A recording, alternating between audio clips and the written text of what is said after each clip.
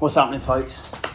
It's nearly Christmas, so that means it's time again for a roundup watch collection video.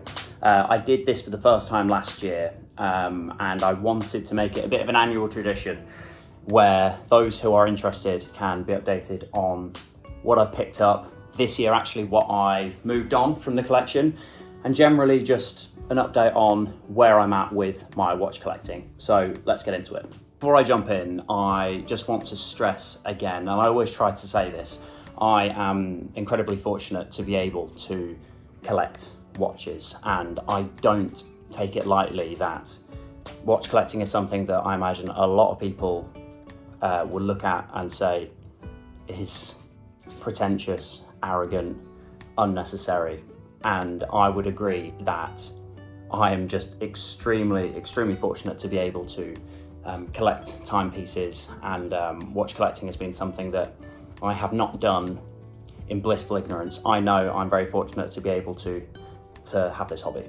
I also want to add to that and say that I've never really been fussed about expensive clothes or expensive shoes or big car collections or things like that. For me, my kind of one hobby, which is still absolutely luxury, but it is collecting watches. So here we go. Let's quickly mention things that left my collection. It was the first year that I decided to part ways with a few pieces, and that's mainly to try and adopt the mindset of whenever something new comes in, I'd like something to go out. So, you know, just from a economics perspective, it makes more sense. So this year, 2 watches left my collection, and I was really surprised actually with the first one that went. So I picked up my Rolex Explorer 2, which was from 2022, so the bigger 42mm case size, very similar to the previous generation, just slightly larger. And ironically, the Explorer 2 line is my favorite from Rolex. I've said loads that my grail watch is the 1655, and they're still, even though the prices are coming down on those slightly, still out of my reach. Something to aspire to, hopefully. When I had the opportunity to get a new Explorer 2 in 2022 from retail, I jumped at the opportunity. But I found, I think frustratingly, whilst aesthetically I loved the dial, it's so legible, there's a real ruggedness to that watch. You can chuck it on anything, do whatever you want, explore, obviously. But I have not been blessed with particularly large wrists. And that watch at the 42mm measurement was just slightly too big. So I think where I'm going to go with the Explorer 2 is pick up maybe an early 2000s model, that kind of 40mm, slightly more understated, more wearable for me with the red GMT hand. I think that's where I'm going to go with the Explorer 2. So that was the first watch to leave the collection this year. The second watch was one that I hadn't really had any real big desire to pick up until it happened, and that was the Tudor Black Bay chronograph into Miami, the pink one, sort of nicknamed the Pink Panther at the time. I had the opportunity to pick one of those up from someone that was actually not my regular AD, got an email out of the blue. And I sort of toed and froed with it, and I know that watch in particular has been a bit of an odd one in the community. Some people absolutely hate it, some people love it. I oddly didn't have a huge opinion on it, but I think I did like it more than not. So when the opportunity came, I picked one up, and then I realised that I just wasn't wearing it. And this year, especially because I just sold my Explorer 2, I was kind of thinking, well, one of the big mindset changes that I wanted to have this year with my watch collecting was, do I actually like something, or am I buying something because I feel like I should? And I'm trying to recalibrate what I actually like out of watches. as opposed to following trends. And I think, you know, being completely honest, that Pink Panther was a real test for me, because it was kind of the most hyped watch of the moment. I picked it up, I wore it to Silverstone, loved it, but was just like, well, you know, it's a chunk of change, and I would much rather move that on. And really, to be completely honest, there's been loads of things happening behind the scenes with my music, and it was a really nice opportunity to actually pass it on to someone that really wanted that watch, that was unable to get it, and then also put a little bit of cash in the bank for some of my solo music project. It was quite liberating to sell. I mean, stressful and not the easiest process to sell watches. Great market to buy, but you know, it really feels from a selling perspective more difficult than it was perhaps, you know, well, definitely in the pandemic. However, selling my Explorer 2 meant that I was able to pick up the first watch, which is my Rolex Day-Date 36 linen Sigma dial. Now, this watch is, I spoke about this in a Bark and Jack collection video with Adrian. So if you want to hear me speak a little bit more about that particular confusion with when the watch is actually from, then check out the link below. This was the first watch I got this year. Now, to quickly summarize why there was a confusion with it, the case number dates it in 1969. However, the Sigma dials, it's a bit of a point of contention for people that know Rolex, and some people argue that Sigma dials didn't come in until 1970. However, I did see something quite recently saying that they can be found from 1969, but I spoke to Periscope and a couple of people that are really clued up with vintage and specifically Rolex, and the consensus is that, well, Periscope doesn't think that the dial was original to the case, which isn't a problem. I just think there's so many so quickly to just break down what could have happened. You know, we could have had the case made in December 1969, and then they'd stopped for Christmas, came back in January, and done the dial, and then, you know, sold it later that year, because it didn't come with papers. I don't know when it was sold or anything. So there's that as an option. Another option is it was just changed in a service. You know, if you think with Rolex in particular, up until the 80s, customers were able to hand their watch in and say, well, I've seen this specific dial in a catalogue. I want you to put that in my Day-Date 36 in this instance. And Rolex would do that. And I guess the third option is that, like the second option, someone handed in this watch for a service, and Rolex just swapped it without them wanting it perhaps, or even asking. So we don't know. But I think for me, you know, vintage watches in particular, the reason I've got into them so much in the last couple of years is really because the stories and the sort of twists and turns that a certain piece may have experienced through life. And I'm just fortunate with the watch market being where it is. The budget allowed me to pick up this particular piece. You know, doesn't come on the original gold bracelet. I like it being kind of understated on this D-Lugs strap. I think the stitching works really well as well, sort of like matching with the case almost. I think it's pretty clear to me, obviously, and I imagine you guys watching, that the day and date wheel have definitely been replaced, because it's far too clean. You know, I've got a friend that's just picked up one of these from, I think, 3 years after, and the wheels are much more coloured, sort of deteriorated, more creamy, which I actually prefer. But, you know, all in all, I'm really happy with this watch. This makes me feel very, very special when I'm wearing it. And it was the first one to add to my collection this year.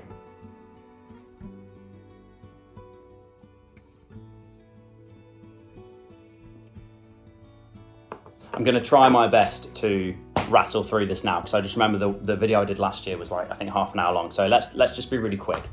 Watch number 2 in the chronology of my pickups this year: Studio Underdog Watermelon. Now, I probably don't need to say too much about this watch, but quickly, for people that don't know, Richard is an amazing chap who is really disruptive, I think, from a position of design in our industry. An amazing micro brand that's able to offer something for the money. I mean, look, again, like I kind of said before, having any money to spend on watches is a luxury, especially in this day and age. But if we're speaking in terms of, the community and watch collecting as a whole, I think these are around £500 retail. But for like the fun, like the feeling of fun that you get wearing this watch is, I can't really explain it, and I'll try and get a close up on another angle. But if you just look at the movement for the money, the movement, I mean, find a better looking movement. Oh, my nails are horrible. Find a better looking movement for around £500 there. And I love, having an exhibition case back on something like this just really makes it a fun piece to wear. And it's the thing that I love about watches is the conversations you have around them. And there's certain pieces in my collection that are just real conversation starters. And no matter where I am, I could be in a Tudor boutique and wearing a Studio Underdog, and that is a conversation starter. It's one of these watches that kind of breaks down that snobbery between brands. There's certain things that if your watch isn't a sports Rolex or costs a certain amount, then people won't bother to have a conversation with you. But Studio Underdog is a real community cult feeling, I think, to have. And I love the fact that a watch that's 500 quid can stand up against like a Panda Daytona in a conversation. So that's Studio Underdog, the watermelon. And I'm a big fan of their field watch as well. So I'm considering adding one of those to the collection in the near future. The next watch is a fun one. And what I love about collecting is, again, it's about the people, the connections that you make, the conversations you have, the journey, I guess, of the relationships you make. And one thing that was really, really special for me this year and was really humbling is I did a tour around Europe and the UK. And I think it was in Paris that 3 fans of my music very kindly gifted me a watch. I wasn't aware of this brand, so I'm gonna butcher the pronunciation, but it's Montignac. So it's kind of, I mean, look, it's obviously a design nod to Royal Oak. I guess that integrated bracelet, and it's sort of like an open work AP homage, maybe. It's got a Japanese Seiko movement, and so actually from like a spec perspective, it could be a real beater. It's slightly larger than what I would normally go to, but I think what's really special about this is a sort of piece that I won't wear. I will keep pristine and safe, because for me, having people that listen to my music that have got on board with my obsession of watch collecting, I think that's really special. And I think watches, the feeling you get receiving as a gift or giving as a gift is really precious, because watches, when looked after, can last forever. So I thank you so much to the girls that got me this. I will cherish it. It's actually been living on my mantelpiece for the last sort of 6 months, and I think it may continue to do so. So thank you. Going on from the gifting theme, and I guess that special feeling, is this. Now, this is a Wicked Watch Co, which is a guy who is based in Switzerland, and I didn't know too much about these, and I still don't, to be completely honest with you. But this was a gift from one of my really close friends, Andrew Morgan, who came to my, so the Vamps played a couple nights at the Hammersmith Apollo in September, and this is, cherry blossom on the back. So he came to the show, and Charlotte and him very kindly gifted me this for the for the London shows, and I've just seen, I think it's I think it's limited, yeah. So this is number 89 out of 100. I knew that there was a limited run. I didn't know they were actually numbered on the case, so that's cool. So there's 100 of these. I think he may have done a bit of a restock. But yes, this is from a guy. He's based in Switzerland, and you know these are like a couple £100. The design language though on this is amazing. It's a quartz chronograph, but there's something like that pink just really, it pops, and the numerals are just the feeling you get. The design language shouts of something much more expensive. Really, I think that's what I'm trying to say. And this is a fun watch. It's perfect sizing. I mean, I'm pretty sure it's like 37 mil. 37 is it, or maybe 38? I want to say either 37.5 or 38 mil. Look, being completely honest, the straps are not great, right? But that's a very easy change. And this is the sort of watch that my wife wears a lot more than I do now. Like I try and steal it off her every so often, but it's so comfortable. It's so fun. It's a limited run, and it's a couple £100, and it's quartz, so it's going to keep the time a lot better than a vintage Rolex. So that was from my really good friend Andrew Morgan, who picked one up himself. And I think, you know, a company like Wicked Watch Co., they obviously have a lot going on their website, loads of different models, but if you kind of sift through stuff, there's a couple of really cool pieces. I think they've got like a meteorite diver on there, which caught my eye. Maybe it's bronze. But this was something, I actually saw this before Andrew gifted it to me online, maybe on Instagram, was like a promoted post. And I was like, that looks really cool. And then I forgot about it, and then Andrew gifted it to me. So thank you, Andrew. I hope you're still wearing yours as well. Bronze is always a bit of a divisive material for watches. And I've got one. Well, I had one bronze piece, which was the Vertex 1975 edition of the M100, which was to commemorate 75 years since the D-Day landings.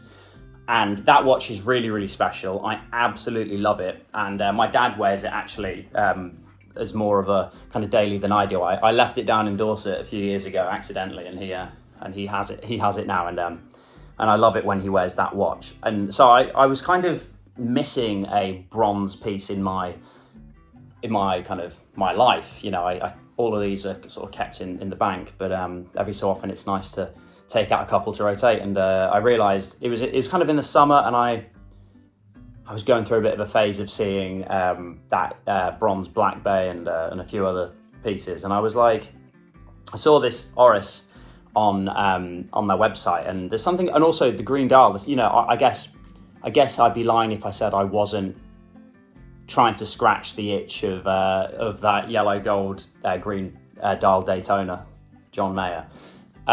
And I thought, well, you know, I'm never going to be in a position to pick up something like that, but you know, maybe I can get that feeling from bronze. And I also love the fact that with bronze it patinas, and as time goes on, it evolves with you, right? And I was I'm good friends with a chap called Kevin Roberts, who works a lot with Oris, kind of really involved in Red Bar, and I always see him wearing Oris. And I was like, you know, Oris has been around for a long time. It's got that heritage, Swiss brand, and I was like, why don't I have an Oris? Like, so many people in like different WhatsApp groups I'm in are fans of Oris, and they just feel like a real kind of collector's stable favorite brand. So the opportunity came to pick up one of these, which is a big crown pointer date. Now, what I love about this, it's not going to focus, but hopefully on the close-ups you'll see. What I love about this is it's simple, but there's enough going on. So I just think that the pointer date complication is really funky, and I love that. I love things that just I find interesting at this point, and this jumped out to me.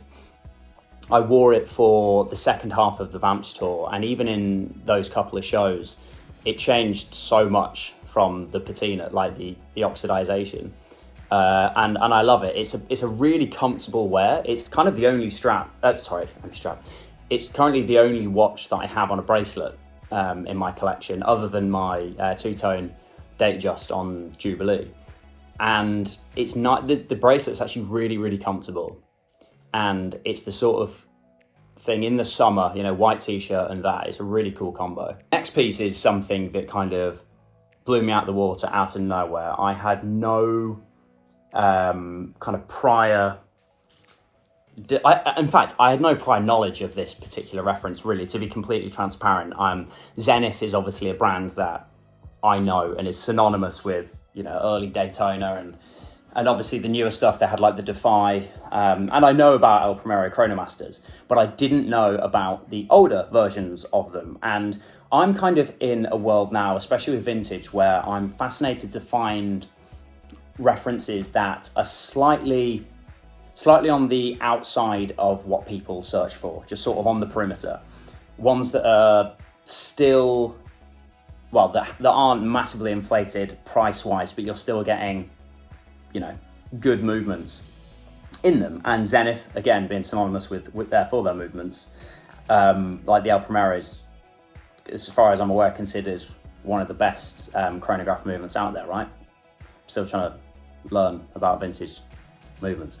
But so this came up actually on Subdial. So this is the El Primero Chronomaster from the year 2000. This is in stainless steel. They make it also in yellow gold, which is banging. And also they do a black dial variation. And I think they only do this kind of white silver dial and black dial, I think. But what I loved about this is that case kind of has the steps on it, which is almost like a nod to Patek, really. You're getting, I think, 8 complications on this. It's 38, I think it's 38 mil, might be 38 and a half, but just so wearable. This popped up on a weekly Subdial drop. Now, I spoke a little bit about Subdial on my Instagram, and I, for quite a while, was into sneaker hype, I guess. The whole hype beast thing. And what I loved in that world is every so often there'd be like a big drop, and all of a sudden the products would be released, announced, be crazy hysteria, and everyone would want to get it. Now, Subdial kind of do that in watches, and as far as I'm aware, I don't really know anyone else that does that. And Thursdays at 11 o'clock, no matter where I am, I look to see what's come. What they tend to focus on is vintage. And also not just vintage, but vintage that collectors are really into. And this just ticked so many boxes for me. Again, I wasn't aware of the Chronomaster from this period. And I mean, exhibition case back again. 38 mil. Wears incredibly well on the wrist. Yes, the watch market is in a very different place to where it was a couple of years ago. But you find someone like Subdial, and they're not trying to, kill you on price in comparison to some places. They're really, really good. You can make offers, and the guys there are super cool and really innovative. I think in an industry that can sometimes still feel a little bit stuffy, they're bringing this level of excitement to the community that I absolutely love. So yeah, this Chronomaster is probably this year my favorite pickup, just because the level of complications you get still with the great brand, and the dimensions of this piece make it, in my eyes, like, I would say, the perfect watch. You could in theory have this as your one watch collection. I mean, obviously you're not gonna go diving with it, and you have to be a little bit careful with beating it up, but for the price point of these, it's not like you're wearing an annual calendar from Patek or AP. We've got two more to go, and both of them, weirdly enough, were picked up within sort of 48 hours of each other. And the first one, completely impromptu, not expected or planned. It's a bit of a controversial one. When I say a bit, I don't think I've picked up a watch that I've had as many people as they have reached out and said, "What are you doing? Do you need help?" Now, It's the Oris Aquid Date Diamonds. Now, I'll be completely honest with you. Up until earlier this year, diamonds on watches were not something I was a big fan of.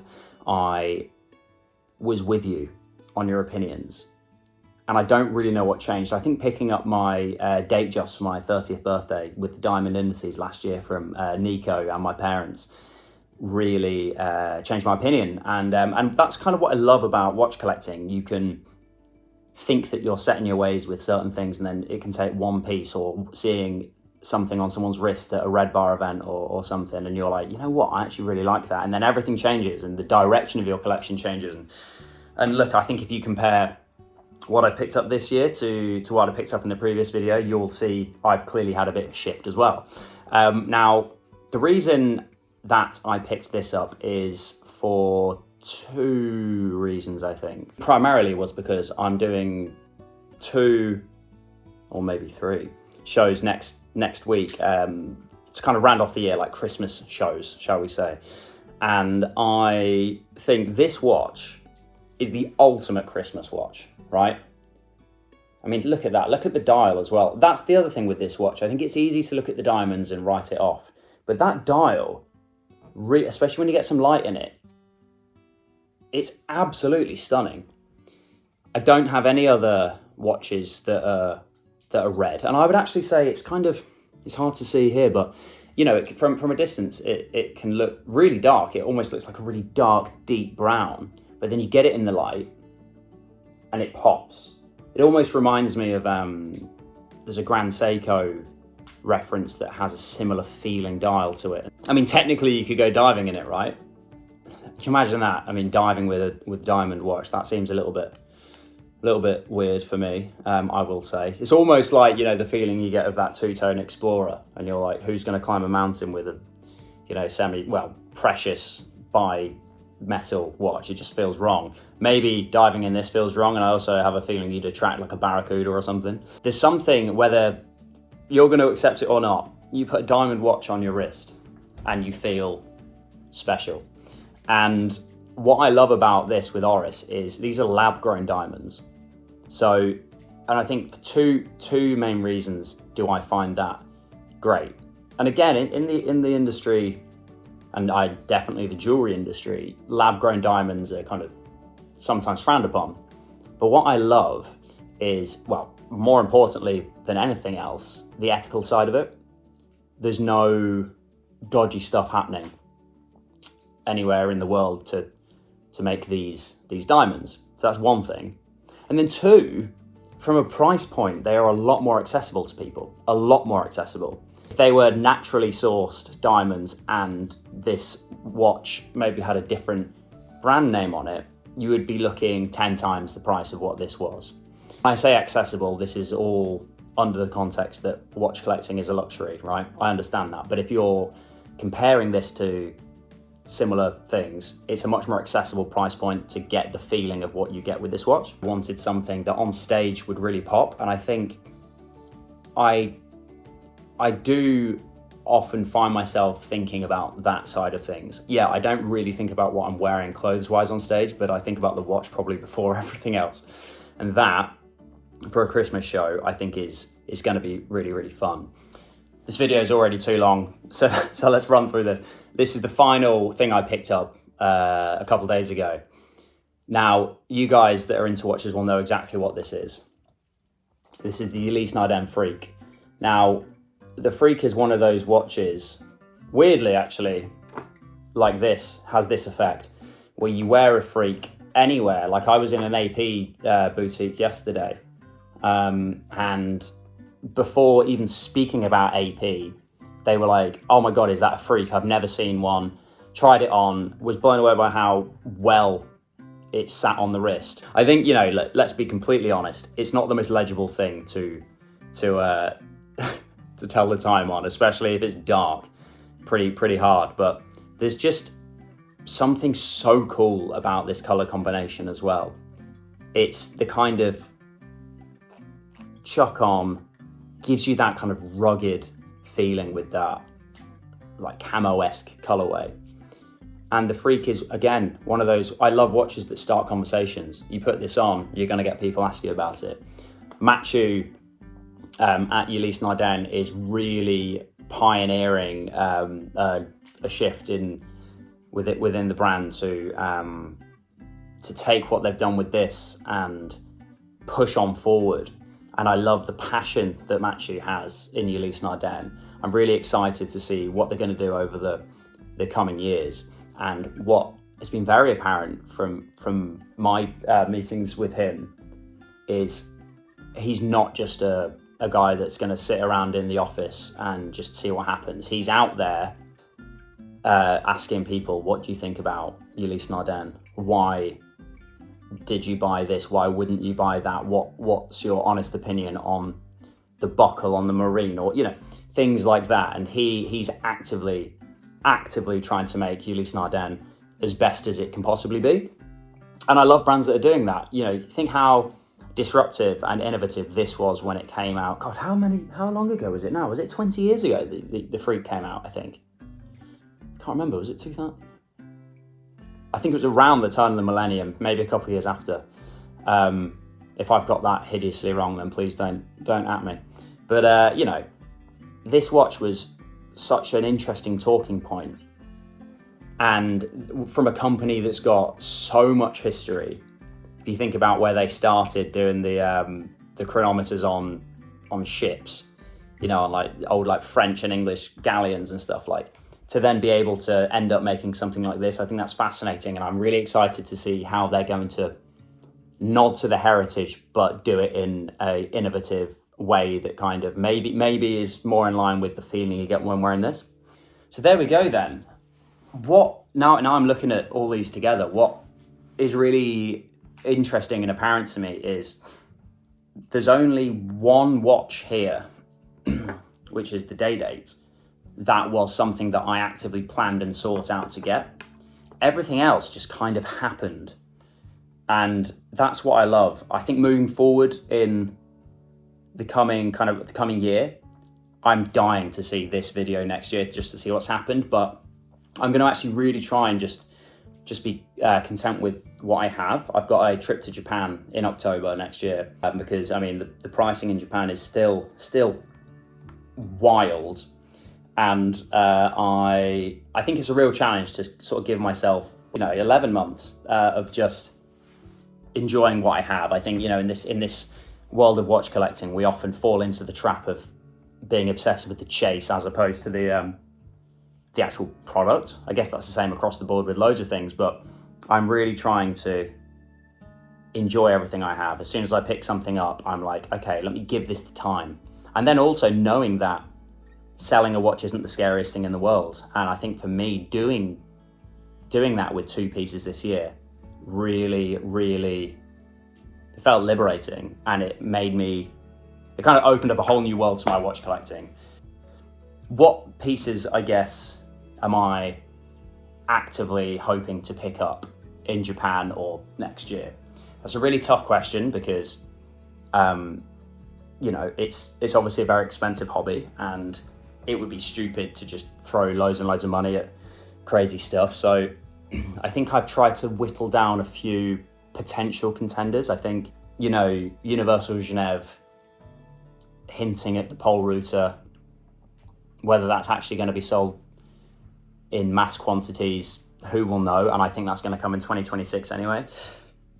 But I think Breitling are going to have their work cut out with that brand, but I'm really excited for it. I think they have to get the pricing right. And I think I'd probably wait for a tri-compacts or, some form of chronograph or complication. However, it's made me really, really interested in a vintage pole router. I was looking at vintage tri-compacts for a while, and I still kind of do on and off, but I just think the pricing is slightly more than where I think they should be. We're not talking about the Eric Claptons or stuff like that, just pretty simple stuff, but it's about finding one that the dial's not been drastically restored, but then that's not degraded so much that it feels like you're just wearing a piece of mud on your wrist, you know what I mean? And then the pricing is just kind of a bit wild, especially for precious metals. So I've kind of gone off the tri-compacts idea, maybe go pole router, but then again, you know, if they're getting, the prices seem to just be going up and up and up, and at the end of the day, if you're just getting like a time only piece from that era, when you've got like, you know, you've got like a Mega next to it where you can pick up something for a quarter of the price, or, you know, you're not a million miles away from getting a vintage Vacheron time only, or even Calatravas, really, if you're looking at some of those pole routers. So that's an option. That's like a thing bubbling away in my mind on one hand. I'm also considering maybe a birth year Tudor sub in Japan. I mean, the prices on them now is the lowest I've seen for a long time, and you know, it's not about trying to find the cheapest possible watch going, but it's just become an actual contender now for me. And I think there's a real charm about vintage Tudor that is alluring to me, that's pulling me in. So maybe vintage sub. Also, to be completely honest, maybe I've kind of toyed with this, and I think this kind of followed on from the tri-compacts rabbit hole. I've ended up in a place where I've looked at a few other brands that are doing similar feeling pieces. So for example, like AP do an annual calendar that's just too much money. Even vintage, you know, looking at 80s annual calendars or early 90s, and it's just still like above that price point that I could see myself maybe ever going to. But you know, you can get some really cool stuff from Blancpain. I saw one, I can't remember what the reference was, but I'll try and put a picture up on the screen here. I saw something like that, and if you're looking at that, that's the same price as like what a Black Bay Pro I think retailed at, or similar vibes. So that's an interesting area that I'm going down. I think Breguet do some incredible stuff, especially vintage for. I mean, it's wild thinking about what the retail would have been on some of those vintage Breguets back in the day, and then you're picking them up for like under half of what they were going for. So to summarize and conclude, it's going to be vintage wherever I go, but it's either going to be, you know, time only pole router or a bit of complication, precious metal. The only thing that worries me slightly is if we're going like a 1940s or 50s complicated watch. There's a lot to go wrong, and they're not the easiest things to service if you get specific references. That's where I'm at. Thanks so much for watching this year's watch roundup. Hope you enjoyed it. Again, I know that this hobby is not particularly accessible to a lot of people, and if you're not interested in watches at all, yet you've stuck around, well done. You deserve a medal. I'll see you next year, and who knows where the world will take us. Thanks for watching, guys, and I'll see you soon.